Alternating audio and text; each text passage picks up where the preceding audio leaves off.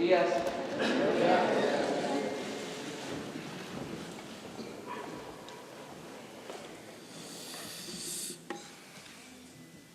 Bueno, pues vamos a informar el día de hoy sobre la estrategia que se está aplicando para ayudar en la búsqueda de desaparecidos. Esto es muy doloroso, también lamentable. Van ustedes a escuchar cuál es la realidad, el estado actual de este lamentable asunto y lo que vamos a llevar a cabo, lo que ya se está haciendo y va a ser el plan durante todo el gobierno. El compromiso de que nunca más utilizar la fuerza, declarar la guerra para enfrentar problemas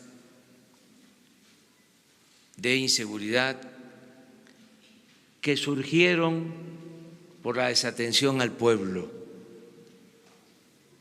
por el modelo económico llamado neoliberal o neoporfirismo que se aplicó en beneficio de una minoría rapaz. Ese es el problema de fondo. Eso fue lo que desató la inseguridad y la violencia, y nunca más usar la fuerza para resolver problemas sociales. La paz y la tranquilidad son frutos de la justicia. Vamos a escuchar a Alejandro Encinas, que va a exponer sobre este plan.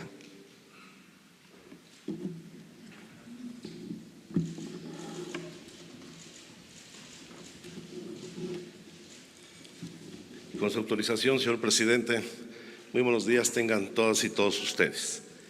Lo que vamos a presentar el día de hoy es el resultado de una muy larga serie de consultas que desde el periodo de transición hemos venido realizando con colectivos que atienden a las víctimas, con familiares de las víctimas y atendiendo también las recomendaciones de las agencias internacionales, en particular la Oficina de la Alta Comisionada para los Derechos Humanos de la Organización de Naciones Unidas. Por supuesto, este es un plan que tendrá que irse instrumentando para enfrentar uno de los problemas más lacerantes que vive nuestra sociedad, que es el de la desaparición forzada, ya sea por agentes del Estado o por particulares, del cual hemos heredado quizá uno de los signos más ominosos del régimen anterior. Se estima que actualmente existen 40,000 personas desaparecidas, más de 1,100 fosas clandestinas, alrededor de 26,000 cuerpos sin identificar en los servicios forenses, y esto da cuenta de la magnitud de la crisis humanitaria y de violación a los derechos humanos que estamos enfrentando y que debemos superar en nuestro país. Ha habido avances, sin lugar a dudas, en la elaboración de leyes, pero lamentablemente en su implementación no solamente no se ha cumplido con los objetivos que se han planteado en ellas, sino que se ha caído en una profunda simulación. Y por eso el acuerdo al que hemos alcanzado con muchas organizaciones, a las cuales seguiremos consultando, al igual que a las familias de las víctimas, es avanzar en la implementación real de la Ley General en materia de desaparición forzada de personas, desaparición cometida por particulares y crear el Sistema Nacional de Búsqueda. El objetivo fundamental, son 11 puntos que iré desglosando en las sucesivas intervenciones. El objetivo fundamental de este plan de implementación de la ley es diseñar con la participación de las familias de las víctimas, y lo quiero subrayar, con la participación de las familias de las víctimas, las bases generales, las políticas públicas y procedimientos en los órdenes de gobierno para la búsqueda, localización e identificación de personas desaparecidas y no localizadas, así como prevenir, como uno de los retos fundamentales, prevenir, investigar y sancionar a los responsables de estos delitos.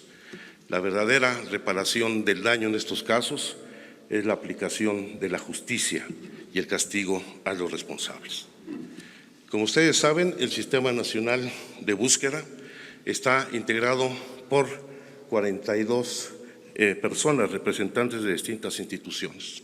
Y ahí es donde empieza la simulación que se hizo en el gobierno anterior, donde a 2 semanas de terminar su gestión se instaló el Sistema Nacional de Búsqueda y se presentó un plan nacional de búsqueda que no fue consultado con nadie, pero de los 42 integrantes, pues 24 no están constituidos, pues son las comisiones estatales de búsqueda que en esa fecha no se habían integrado. De modo tal de que ahora sí queremos dar paso a una verdadera integración del sistema, porque esto requiere una coordinación muy estrecha con las entidades federativas, con sus fiscalías, porque la tarea de la búsqueda, la identificación y la aplicación de la justicia no solo corresponde al gobierno federal, sino tenemos que hacer una suma de esfuerzos efectiva.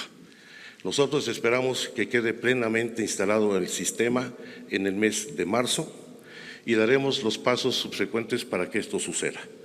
En primer lugar, el nombramiento del nuevo titular de la Comisión Nacional de Búsqueda, la cual ya se emitió la convocatoria en días pasados. Los días de hoy, mañana y el miércoles estaré llevando en audiencias públicas las entrevistas a los 11 aspirantes, las 11 hombres y mujeres que han deseado participar en este proceso.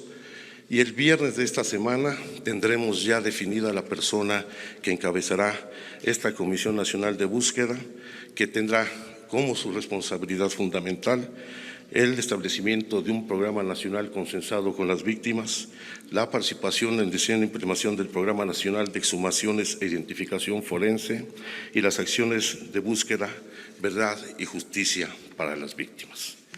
Un reto fundamental va a ser la necesaria conformación de las comisiones locales. A la fecha tenemos solamente 8 comisiones integradas, una de estas ya en esta administración. Tenemos otras 4 donde ya existe el decreto de la legislación que permite su conformación, pero no se ha nombrado responsable.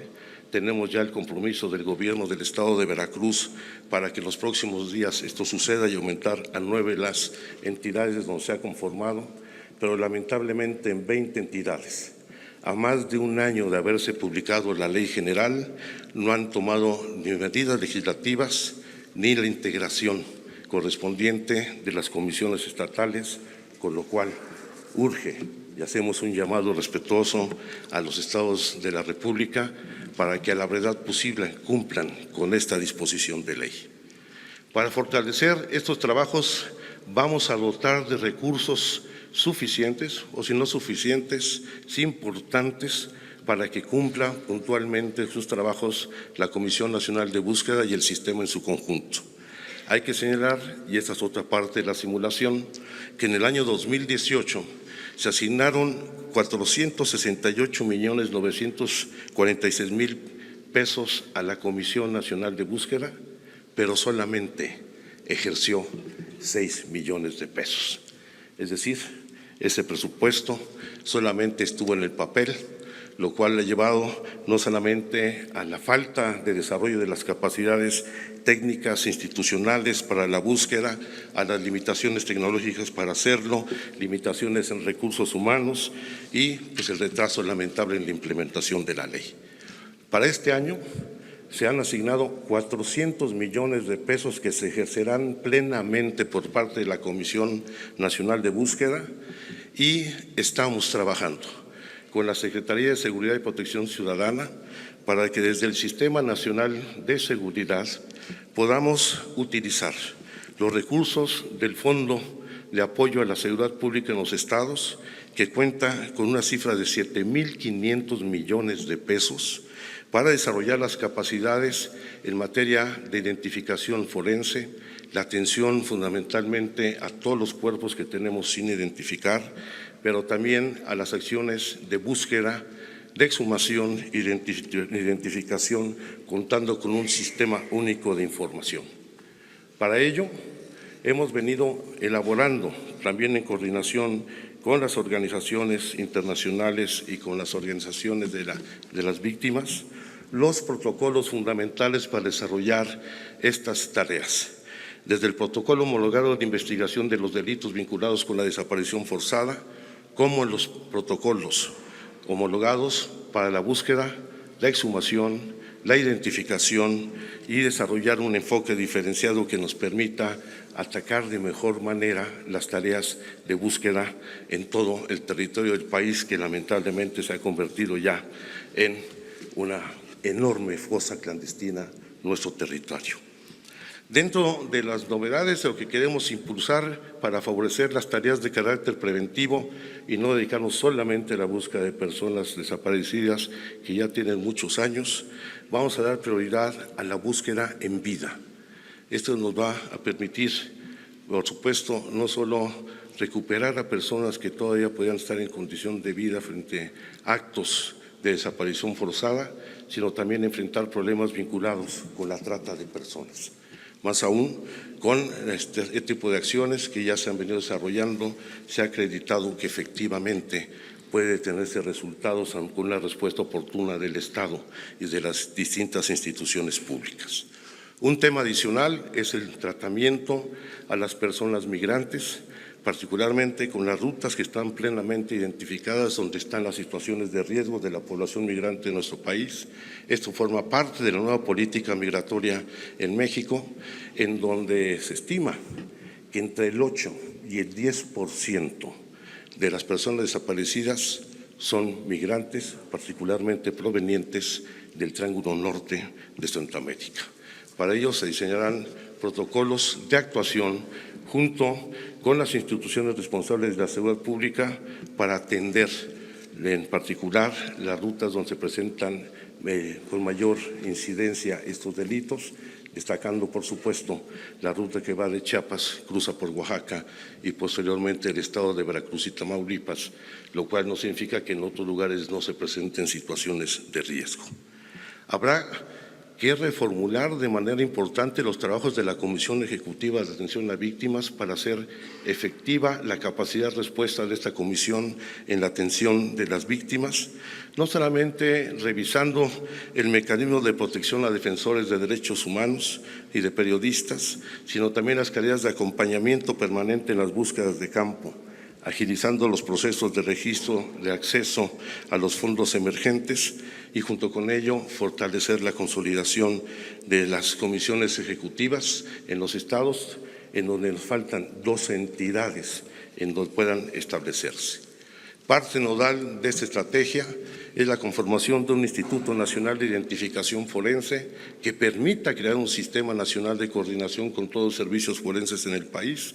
Para ello va muy avanzados los trabajos con el Comité Internacional de la Cruz Roja, con la Escuela Nacional de Antropología, con las distintas agencias de Naciones Unidas, con el equipo argentino de Antropología Forense y esperemos, ahí dice julio, la implementación total, pero en marzo esperamos poner a consideración del sistema la discusión de la creación de este instituto, en donde el diseño corresponderá a la Secretaría de Gobernación y estableceremos mecanismos extraordinarios para responder al contexto en que se enfrenta esta situación, desarrollando las capacidades técnicas que tanta falta nos hace, como es la creación de un sistema único de información tecnológica e informática.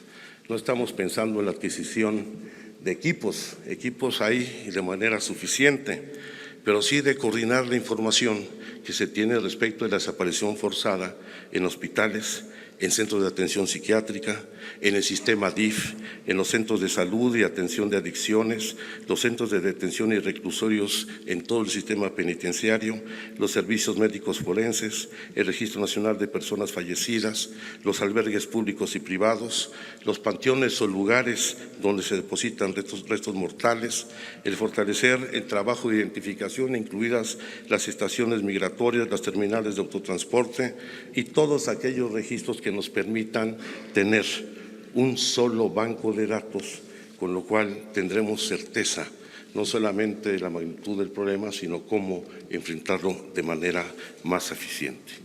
Para ello vamos a contar con asistencia técnica nacional e internacional.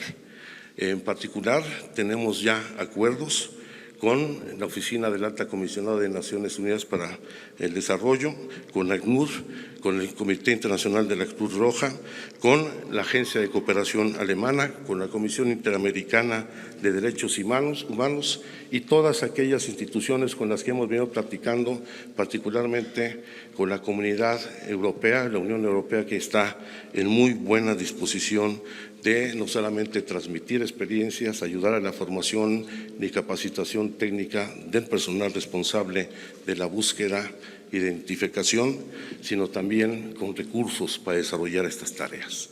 Y un aspecto adicional, finalmente, es todo aquello que tiene que ver con la aplicación de la justicia y de la ley. Por supuesto que se tiene que continuar con la conformación de las comisiones locales y en particular con las fiscalías especializadas en los estados, que independientemente de su marco de autonomía deben establecer mecanismos integrales de reacción e intercambio de información para tener una respuesta más eficaz. Al mismo tiempo, habrá que revisar la tipificación del delito y sus aplicaciones, lo cual implica atender la Convención Internacional para la Protección de todas las personas desaparecidas, establecer en la ley con mucha claridad, y esto es muy importante, la plena responsabilidad de los delitos de desaparición forzada de los superiores jerárquicos, de quienes dan las órdenes en caso de agencias del Estado para cometer este tipo de delitos. Y finalmente, un aspecto en el que ha insistido mucho el señor Presidente de la República, en establecer en la ley beneficios por colaboración eficaz o los mecanismos de protección a testigos de toda la población, las personas que proporcionen la información para el esclarecimiento de estos hechos. Como lo ha señalado el presidente Andrés Manuel López Obrador, nunca más una guerra para combatir delitos que lleve a esta situación de tragedia nacional y de violación de los derechos humanos. Ya he dado cuenta de los saldos lamentables que hemos heredado y evidentemente vamos a proceder atendiendo no solamente las recomendaciones o denuncias que existan en el ámbito internacional, sino también todas aquellas sentencias que se deriven en materia de derechos humanos contra autoridades mexicanas, ya sean las emitidas por el Sistema Interamericano de Derechos Humanos, como los de la Corte Interamericana, ya sea de la Corte Penal Internacional, porque nadie que haya vulnerado la vida, la tranquilidad de una familia debe quedar impune. Y sea quien sea el responsable, va a ser castigado por la comisión de estos delitos. Es cuanto, señor presidente. Bueno, pues ese es el tema. Desde luego nos acompaña la secretaria de Gobernación. El informe lo ha presentado Alejandro Encina, subsecretario de Gobernación. Les comenté en un principio que la Secretaría de Gobernación tiene ya una función muy distinta a lo que era la antigua Secretaría de Gobernación. Ahora son las relaciones políticas con los poderes y de manera especial la protección y defensa de los derechos humanos. Si les parece, antes de tratar otros temas, ¿por qué no abrimos la sesión de preguntas y respuestas con este tema lo cerramos y tratamos lo general para que todo lo que tenga que ver con este plan pueda ser aclarado por Alejandro y luego ya entramos a lo que es información general. Entonces, a comparecer. Adelante.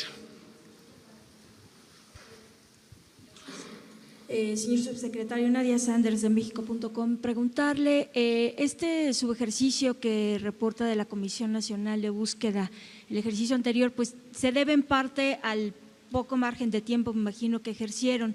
Mi pregunta es, ¿estos 400 millones de pesos que están asignados este año serán suficientes para la creación del INAID? ¿Y cuáles serían las principales complejidades técnicas, dado que también hay 20,000 cuerpos, si mal no recuerdo, o miles de cuerpos sin reclamar, más que nada sin reclamar? ¿Qué pasa con eso? ¿Cómo se explican esos cuerpos que no han sido identificados, pero que no coinciden con las personas desaparecidas? Bueno, yo creo en primer lugar que no se trató de un subejercicio, sino que nunca se liberaron los recursos para el desarrollo de la comisión. En segundo lugar, evidentemente 400 millones de pesos son insuficientes para el desarrollo del Sistema Nacional Forense y del Instituto. Por eso estamos hablando de la necesidad de apoyarnos en el fideicomiso de apoyo a la seguridad pública de los estados, en donde hay 7,500 millones de pesos con los cuales sería suficiente iniciar este proceso de construcción de todo el sistema forense, en donde efectivamente, como señalas, hay 26,000 cuerpos a identificar, algunos no reclamados, pero por la ausencia de información clara y precisa.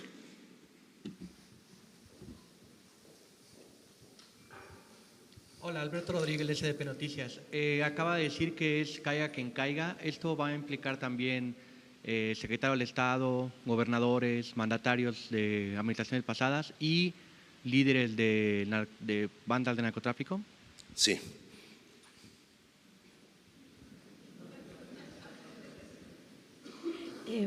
¿Qué tal? Buenos días, Daniela Pastrana, de Pie de Página. Quería saber quién estaría a cargo del Instituto Forense y cómo se haría para que funcione, o sea, cómo sería como el criterio para que funcione estas áreas forenses, cómo lo están pensando, más o menos en qué tiempos, cómo sería esa logística.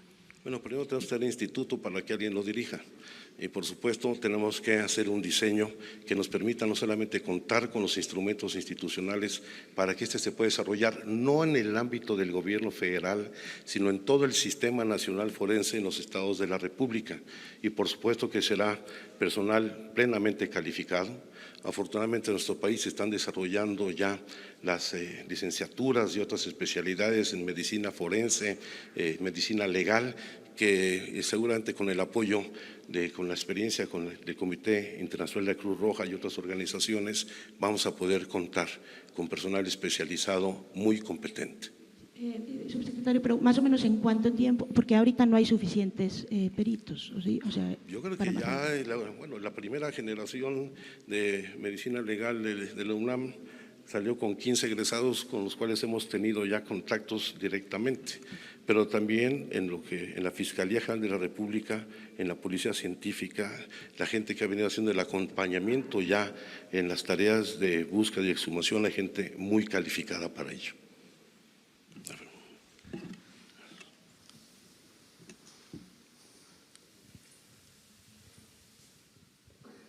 Buenos días, Marcela Turati, colaboradora de la revista Proceso y Quinto Elemento Lab.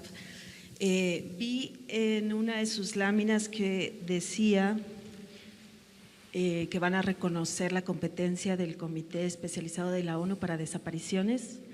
¿Es cierto? O sea, las familias van a poder meter sus casos individuales. Y la otra pregunta, porque eso no lo desarrolló, y la otra pregunta es ¿cómo van a prevenir las desapariciones? Sabemos que las Fuerzas Armadas, la Marina, el Ejército, son algunas de los cuerpos que tienen casos. Tenemos el caso de la familia Alvarado, que le ha tocado, los de Nuevo Laredo, los marinos, que son los que le han tocado ya a ustedes este sexenio.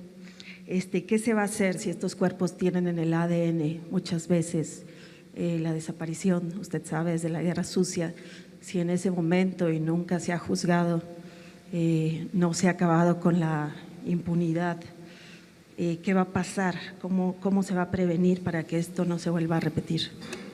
Pues en primer lugar, en el caso de la segunda pregunta, cumpliendo con las instrucciones que nos ha dado el presidente de la República a todos los miembros del gabinete y particularmente a las Fuerzas Armadas, a los cuerpos de seguridad, para que estos se apeguen plenamente al respeto de los derechos humanos.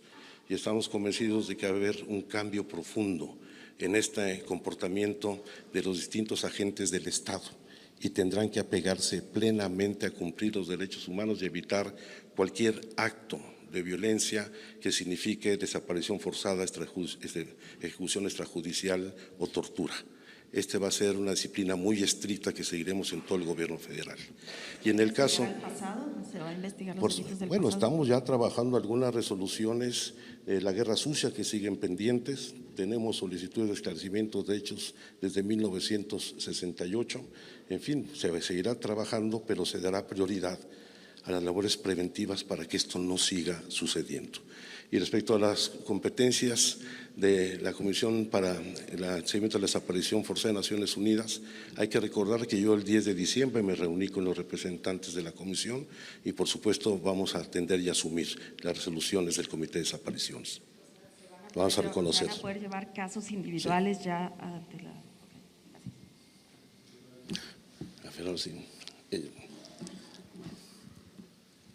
Buenos días, subsecretario. Rocío Méndez, Noticias MBS.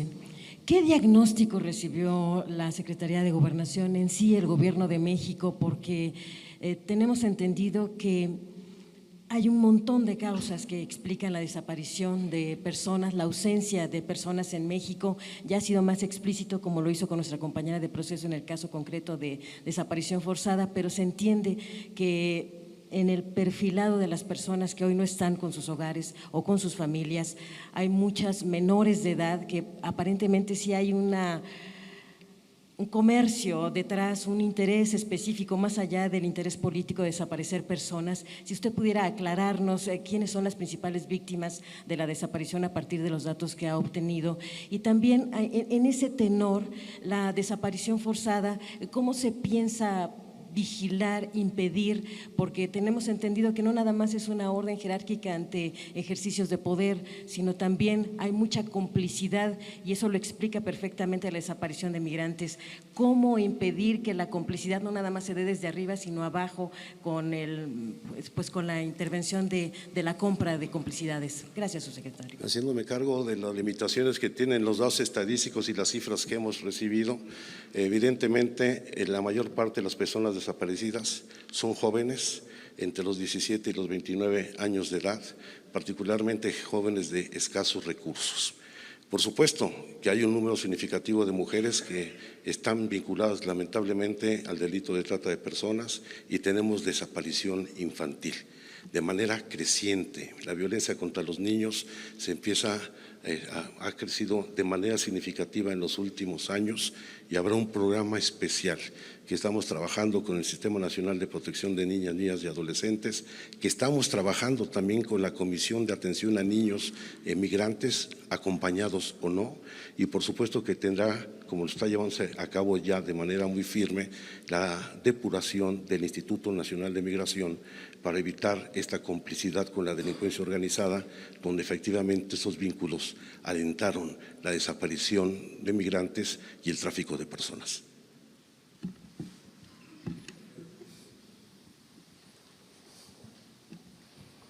Buenos días, subsecretario. Agustín Velasco de Uno TV.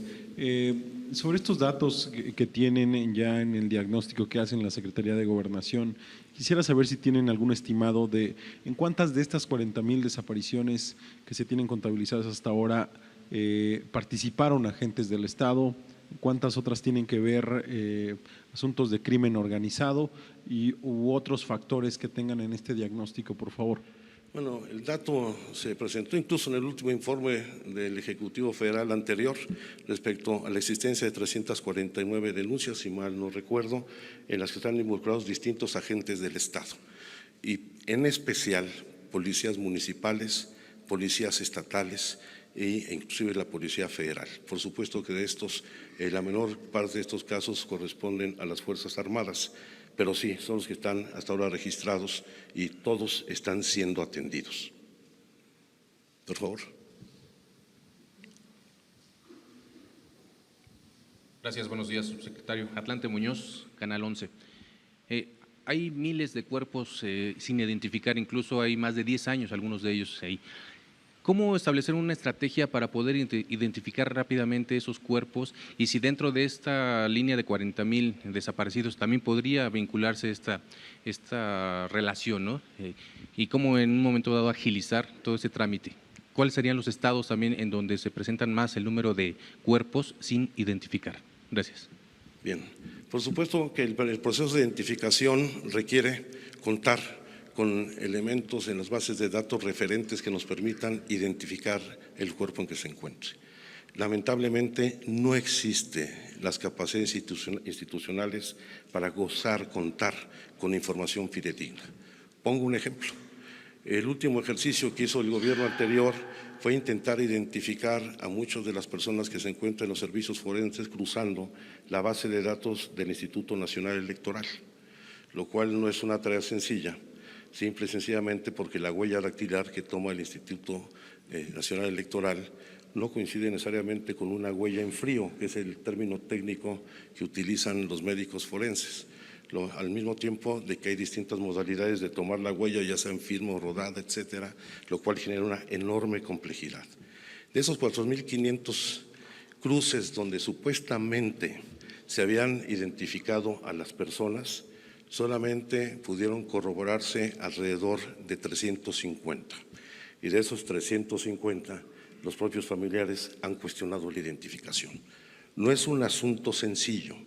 Los sistemas más desarrollados pueden ayudar contando con toda la información entre 15 días y un mes para desarrollar una identificación eficiente, aunque el promedio internacional puede llevarse entre 1 y 3 meses, lo cual pues va a implicar una carga de trabajo enorme y por eso hay que ir a enfrentar el problema de raíz para que se pueda revertir esto.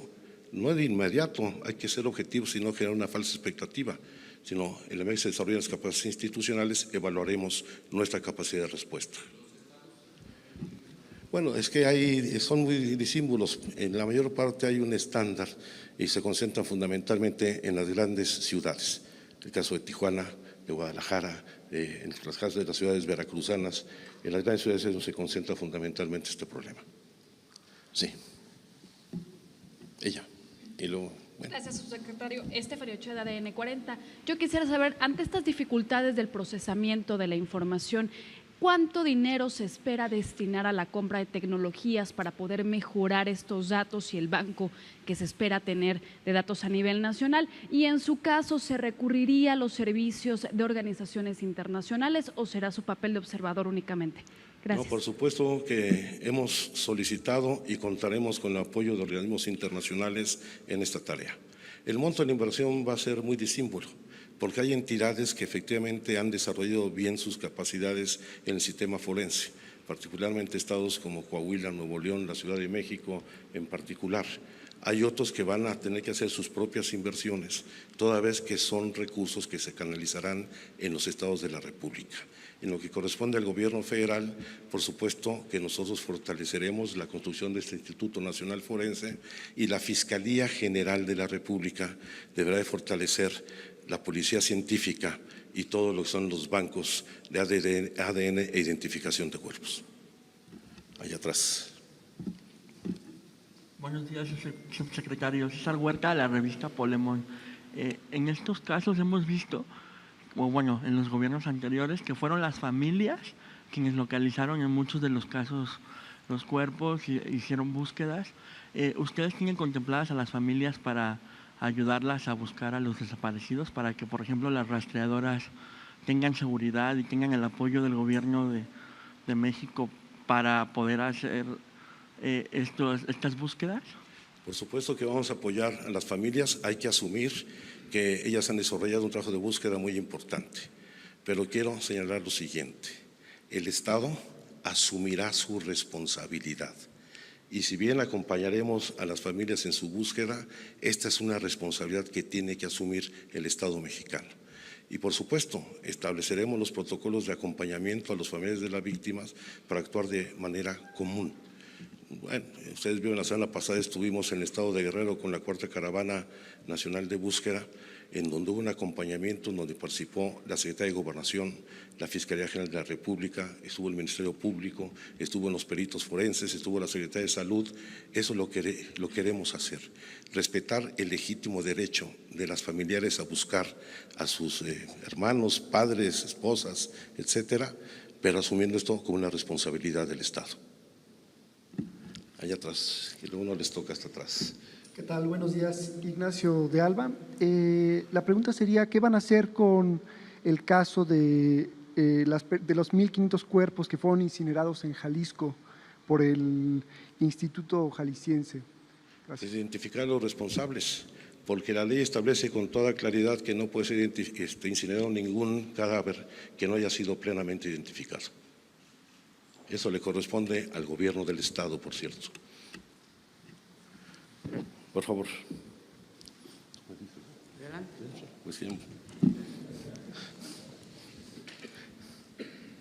Buenos días, Francisco Nieto del Heraldo de México. Preguntarle sobre las comisiones de la verdad. En este plan no vimos que se hablaran de ella. ¿Está desechada esta posibilidad o es parte de otro plan? Preguntarle qué van a hacer con los gobernadores, cómo se puede hacer para que ellos colaboren. Depende mucho de ellos para que también haya resultados. Gracias. Yo he encontrado hasta ahora una buena respuesta por parte de los gobernadores, con distintas intensidades en algunos casos, pero estoy seguro de que vamos a encontrar puntos de entendimiento y de colaboración. Y en la otra hay que señalar que la Secretaria de Gobernación en los próximos días instalará una mesa de reconciliación y diálogo, en donde establecemos bases para establecer, si no necesariamente una comisión de la verdad, un mecanismo que nos permita encontrar los procesos de pacificación y reconciliación en el país.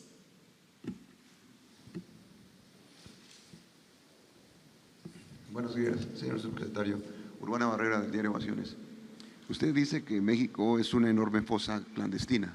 Así es. Y que hay 1.100 fosas clandestinas exploradas. Registradas. Registradas. Sin explorar. Bueno, sin explorar. Sí. Por los reportes que tienen de las familias de posibles víctimas, ¿cuántas fosas calculan ustedes que están sin explorar y que no pueden llegar a ellas por problemas técnicos o de dinero?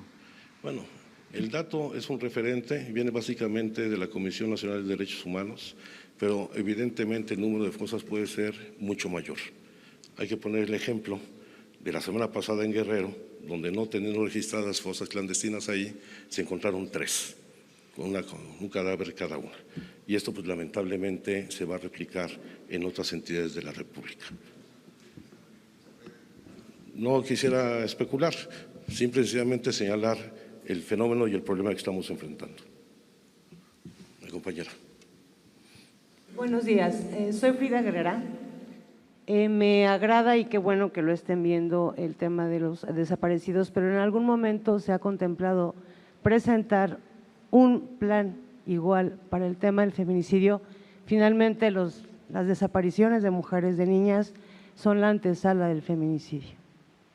Sí, se va a dar a conocer, por lo pronto se están trabajando en el seguimiento de este fenómeno, tanto del homicidio para mujeres como los crímenes de odio, y por supuesto que se presentará el programa que ya se está elaborando en la Secretaría de Gobernación probablemente la próxima semana.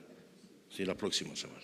Para esto va a haber reunión, bueno, sabemos que se han reunido con ciertos grupos, con ciertos colectivos, pero el resto de las familias que no están siendo acompañadas por colectivos o por activistas, también van a ser recibidas. ¿De qué forma las van a recibir? Por supuesto que sí, va a haber mecanismos de audiencia y de consulta, y quiero decirlo, aprovecho la oportunidad para decirlo con toda claridad. Nosotros no asumimos que hay víctimas de primera y de segunda, o que hay colectivos de primera o de segunda. Vamos a atender a todas en las mismas condiciones de igualdad. Pues ahora sí que es la última y nos vamos porque…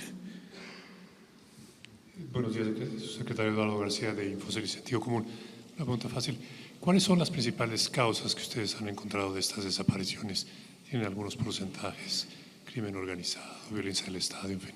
La absoluta mayoría de las desapariciones son cometidas por particulares vinculados a la delincuencia organizada y se registran justamente en las zonas de mayor marginación y pobreza y las zonas de trasiego en las rutas de la droga y otro tipo de delitos como la trata de personas, la extorsión y otros fenómenos delictivos en el país.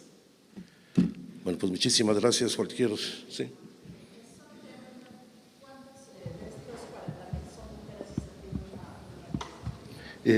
No lo recuerdo con precisión, la absoluta mayoría son hombres, pero les voy a dar el dato en particular. Muchas gracias, presidente.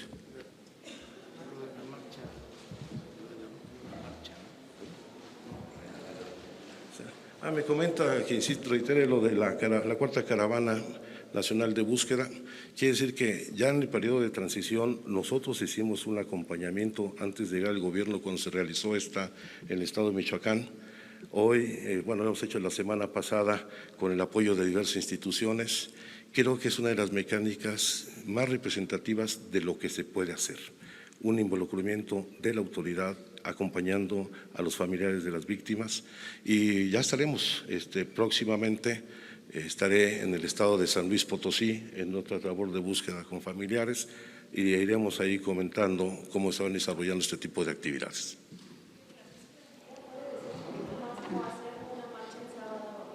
Sí, yo creo que el reclamo que se presentó el sábado es de suma importancia.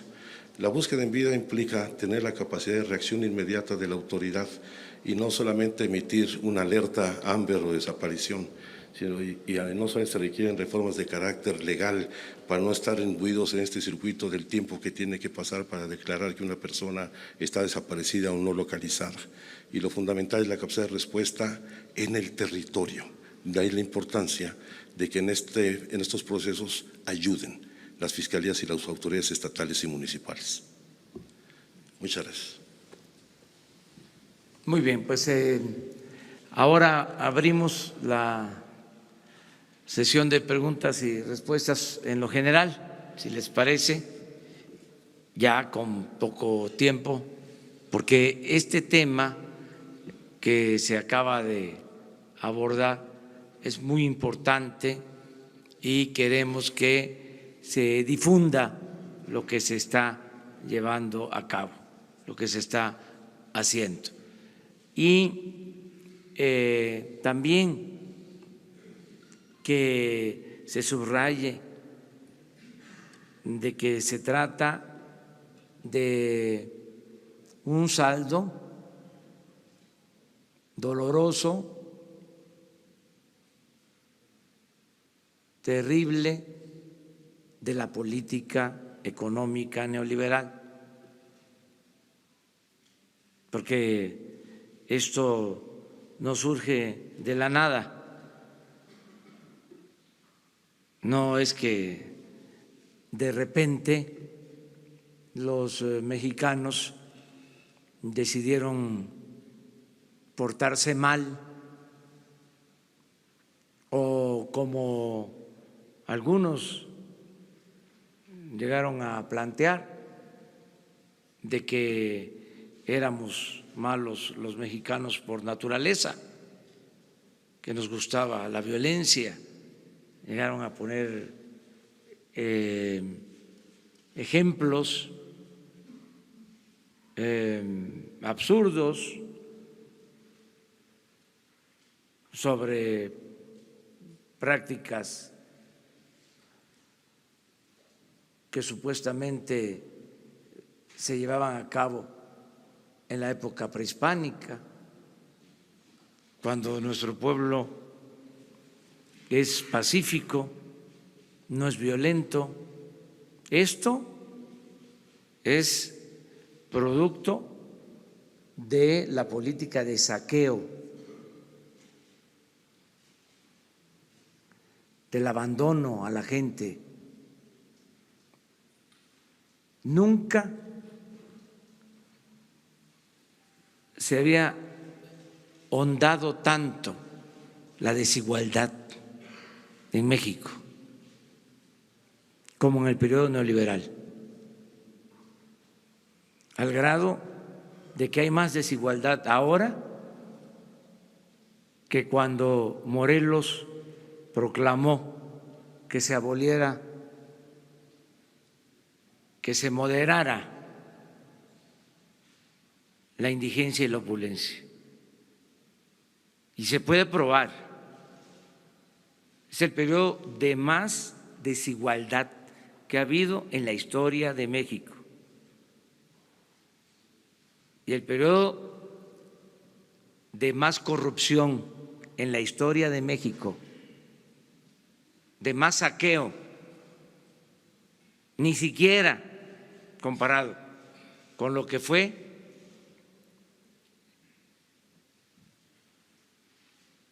el saqueo colonial de 3 siglos de dominación española.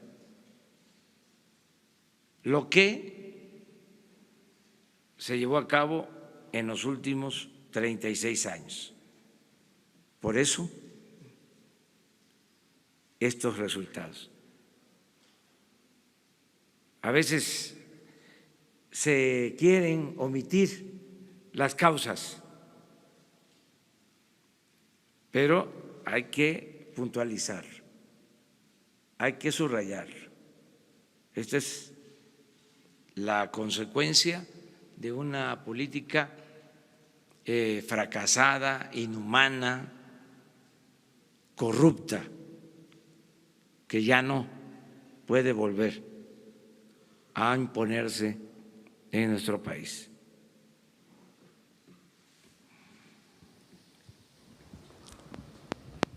Buenos días, presidente. Shaila Rosagel, corresponsal de Grupo El Imparcial, La Crónica y Frontera. Presidente, este sábado pasado, un juez federal dictó la libertad provisional del exgobernador Guillermo Padres Elías. Su abogado dice que fue preso por motivos políticos. La gobernadora Claudia Pavlovich ha mostrado su desacuerdo. Me gustaría saber qué opinión le merece este hecho y si usted considera justa esta decisión del juez. Yo respeto la decisión del Poder Judicial y lo que queda de manifiesto en este caso es de que el nuevo gobierno no actúa por consigna, es decir, no se le obliga a ningún juez de que se castigue a nadie. Nosotros somos respetuosos de la independencia del Poder Judicial. No hay persecución política. No se usa el gobierno para perseguir a opositores, como era costumbre de que fabricaban delitos adversarios, los que caían de la gracia de los gobernantes eran perseguidos, aunque pertenecieran al mismo régimen. Eso se terminó. Nosotros no tenemos fobia contra nadie, ni vamos a utilizar la ley para tomar represalias.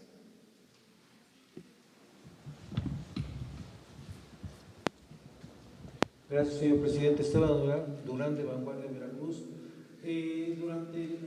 Mencionó que ya hay detenidos y que nos iban a dar los nombres sobre quienes están participando en el robo de Pemex. Hasta el momento no ha habido alguna respuesta. Otra pregunta es de que hubo recortes para actividades científicas y tecnológicas y que eso está muy lamentable y que personal altamente calificado será despedido, que no será recontratado. ¿Qué opinión tiene al respecto? Bueno, sí hay detenidos y hay investigaciones, pero eso corresponde a la Fiscalía General. Nosotros no nos metemos en eso, se presentan las denuncias, es nuestra responsabilidad y es la Fiscalía la que se hace cargo de llevar estos juicios. Acerca del despido de profesionales, no existe ese propósito. Estamos ya terminando de limpiar el gobierno de quienes no eran necesarios porque su labor no ayudaba a la gente, o sea, que no tenían una función social, sobre todo los altos funcionarios públicos. Había muchos funcionarios públicos contratados, eso sí, ya no son empleados, trabajadores del gobierno, se redujeron las áreas del gobierno, hay austeridad republicana, pero eso es lo que hay, básicamente.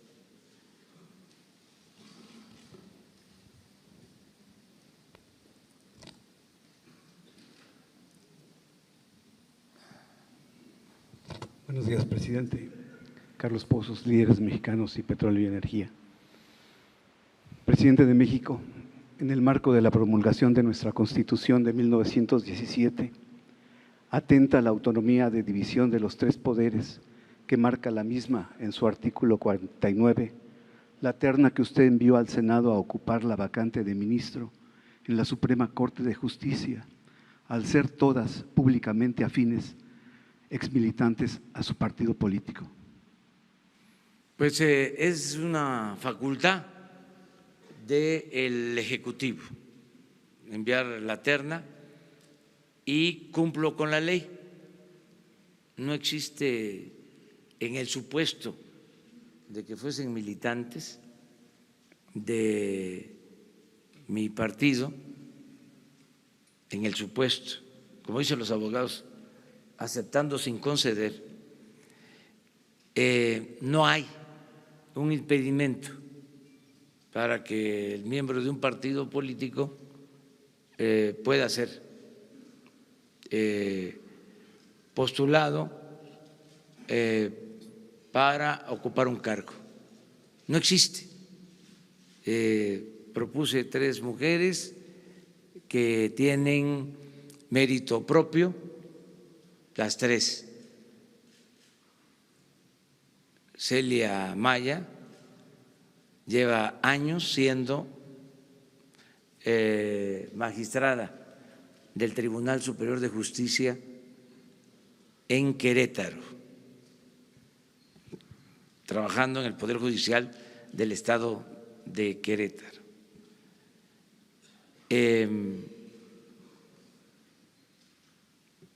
La abogada Yasmín es también miembro del Tribunal Administrativo de la Ciudad de México. Y Loreta, maestra durante mucho tiempo en la Universidad Iberoamericana, responsable de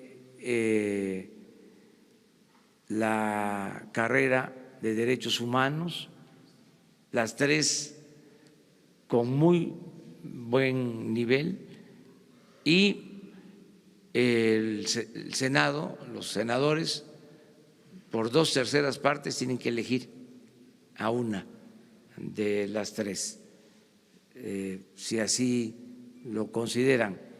Si no se logra la elección, hay un procedimiento, me piden que envíe otra terna, creo que en 3 ocasiones, y ya después, si no decide el Senado, ya el titular del Ejecutivo ya hace la propuesta única. Entonces, estamos cumpliendo con los procedimientos legales. Presidente de México, solicitar con Nada más aquí aclaro también algo que es importante. La ministra que pasa a retiro, pues es obviamente una mujer, ¿sí? Entonces quisimos que quien sustituya a la ministra sea otra mujer, por eso 3 mujeres en la terna. Gracias. Presidente de México, solicitar con todo respeto, convoque usted al licenciado Manuel Bartlett, director de la Comisión Federal de Electricidad, para que nos explique respecto a los apagones y cortes de energía eléctrica en todo el país a partir del segundo semestre por la saturación de líneas eléctricas de alta tensión. Esta información la tendremos nosotros en nuestro portal de Petróleo y Energía.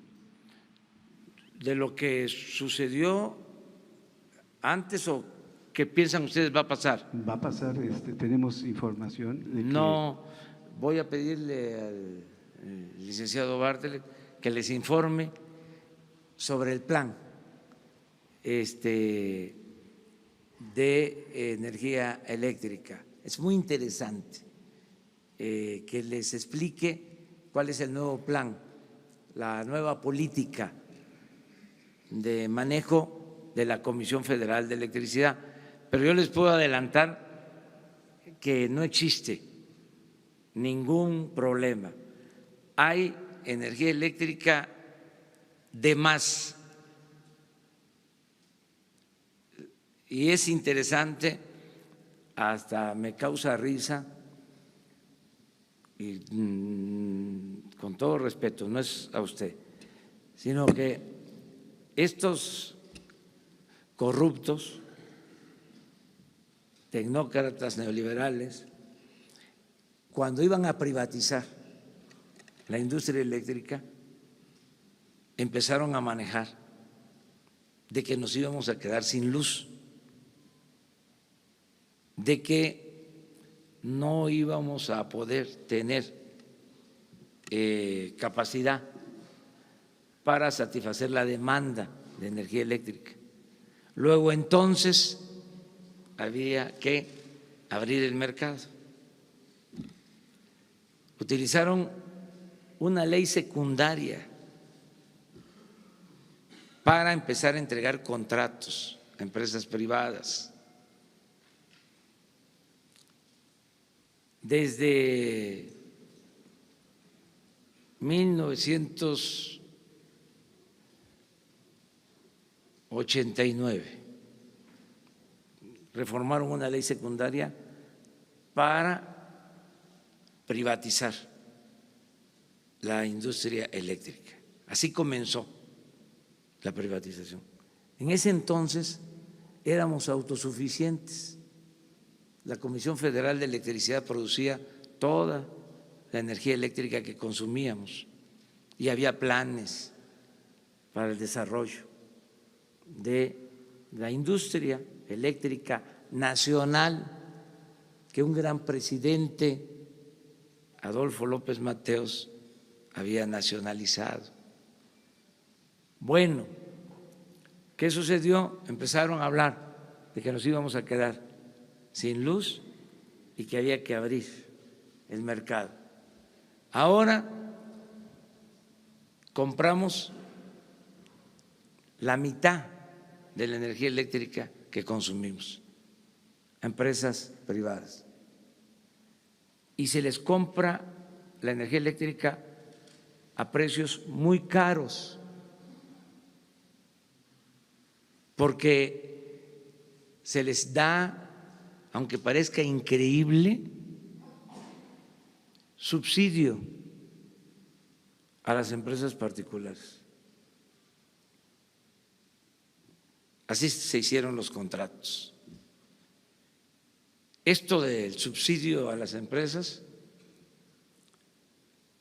no sucede en ningún país del mundo. Entonces, ahora hay una nueva política porque queremos fortalecer la Comisión Federal de Electricidad, que como Pemex se dejó en el abandono para hacer estas empresas a un lado y dejar todo el mercado al sector privado, con costos elevadísimos. No olvidemos que es más cara la gasolina en México que en Estados Unidos. No olvidemos que es más cara la energía eléctrica en México que en Estados Unidos. Entonces ahora, como ya empezó la nueva política, escucho esto.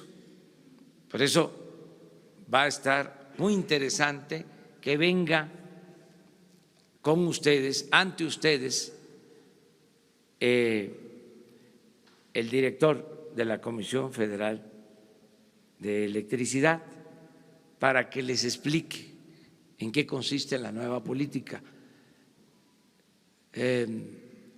Fíjense hasta dónde se llegó, porque todo esto tiene que ver con corrupción. Se llegó a que una empresa de estas que le vende energía eléctrica a la Comisión Federal de Electricidad contrató a un expresidente como miembro de su consejo de administración, un presidente de la República que pasa a ser, cuando termina, consejero de una empresa extranjera que le vende energía eléctrica a la Comisión Federal de Electricidad. Es que ya ustedes pues quieren todo.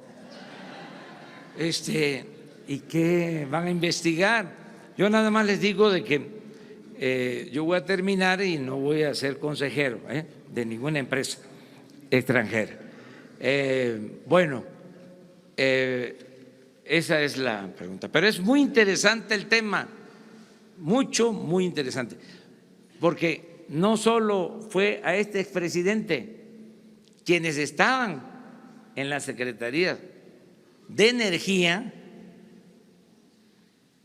terminaban y se iban a trabajar a las empresas que les habían entregado contratos o subsidio, contratos con subsidio. ¿Cómo se le llama esto? Conflicto de intereses, coyotaje, corrupción. En una semana, ¿les parece? Sí, el plan para fortalecer la Comisión Federal de Electricidad. Buenos días, Sharon Smog de la Agencia Informativa de Educación de México, Televisión Educativa. Sobre los programas sociales, si nos puede comentar cómo va el censo, cuáles son los pendientes y dónde podemos consultar el listado de los 91 municipios que hasta el momento se han beneficiado, por favor.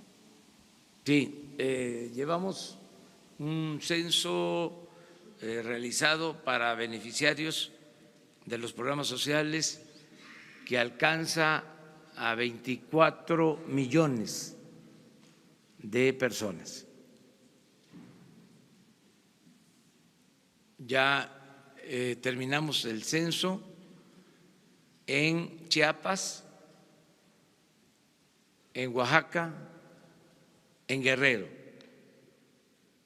Son los estados en donde ya se concluyó el censo y ya comenzó la dispersión de todos los apoyos. Nos cuesta trabajo, yo se los explicaba, porque hace falta infraestructura, no hay conectividad en todo el país y no hay sucursales de bancos en todo el país, ni siquiera en todas las cabeceras municipales. Entonces, estamos batallando con eso porque no queremos entregar dinero en efectivo. Todo va a ser por tarjeta y personalizado de la tesorería de la Federación al beneficiario para que no haya corrupción. Los padrones se van a hacer públicos, se van a transparentar para que todos los mexicanos sepan a quién se está apoyando, a quién se les está entregando una beca, un crédito, un apoyo por ser adulto mayor, por ser una persona con discapacidad. Todo se va a transparentar. Estamos en ese proceso. Donde se empezó a aplicar el programa, se ha avanzado. Yo les voy a informar sobre eso. Voy a pedirle a quienes están trabajando en estos municipios, que son los municipios por donde pasan los ductos, y se llevó a cabo un programa integral. A eso te refieres, ¿verdad? Sí, podemos consultar específicamente qué municipios son los que Sí, están. sí. Con Jesús, hoy mismo, tiene toda la información. Presidente, hay usted en la transición dijo que no se iba a utilizar el fracking como método de extracción de petróleo. Sin embargo, en la partida presupuestal de 2019 de Pemex hay una cantidad de unos 6,000 millones dedicado a eso en dos partidas específicamente, y la secretaria de Rocío Nale hace una semana habló del tema y dijo que sí se va a usar con una tecnología pues muy desarrollada. Entonces yo quería saber cuál es su posición y cómo podemos explicar esta partida presupuestal para 2019. No al fracking, no al fracking. Ese es el compromiso. A lo mejor por la inercia se estableció el uso de esa tecnología para la extracción de petróleo o gas, pero no se va a usar, es un compromiso. Somos ambientalistas de verdad, auténticos.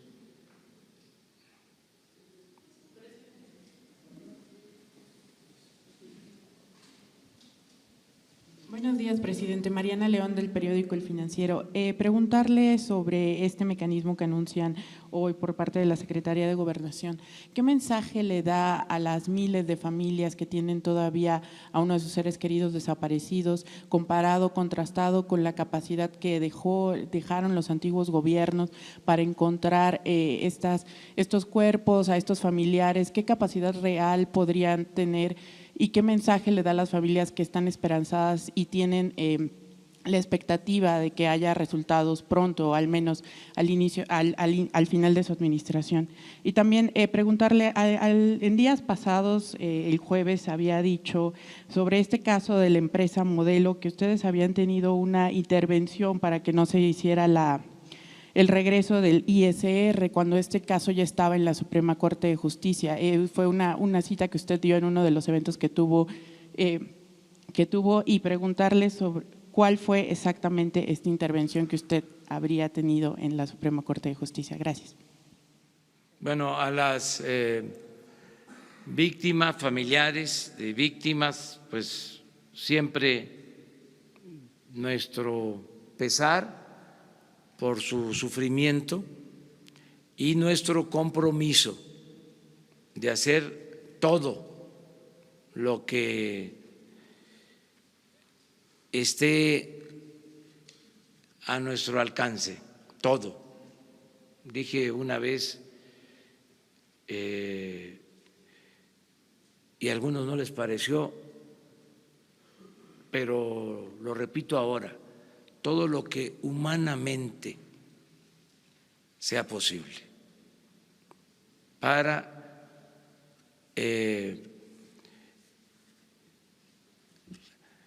saber de los desaparecidos y ayudar a los familiares. Estamos hablando de más de 1 millón de víctimas de violencia. Ese fue el salto, desde que se declaró la guerra absurda para enfrentar la violencia. Más de 1 millón de víctimas, familiares y los que perdieron la vida.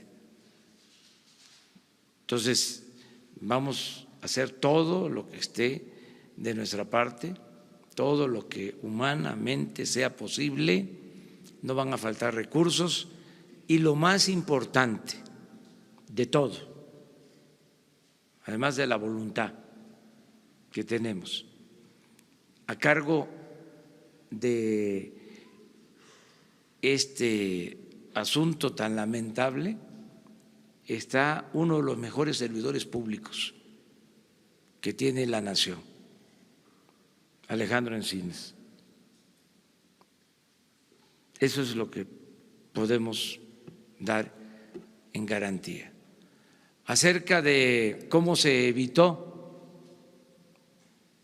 de que en la Corte se fallara para que se les devolvieran los impuestos a los exdueños de la empresa Modelo, pues sí, intervenimos. El consejero jurídico de Presidencia, de manera muy respetuosa, con la directora del SAT, que es una espléndida abogada, una muy buena abogada, además de ser una muy buena profesional, es una mujer honesta, Margarita Ríos. Se habló con los ministros de manera respetuosa. Una cosa es ordenarles,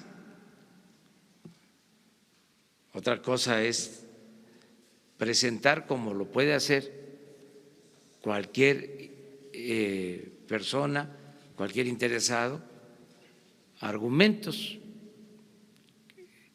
que se escuche a las partes antes de que se emita una resolución. Ya existía un proyecto, un ministro había elaborado el proyecto para que se pagara, para que se devolviera el impuesto sobre la renta. Ya estaba el proyecto y otros ministros votaron en contra. Ahora se dice, es que era un caso, sí, pero dejaba el presidente. Y ya con una resolución así se venían en cascadas otros asuntos. Pero esto también no es un caso aislado, era una práctica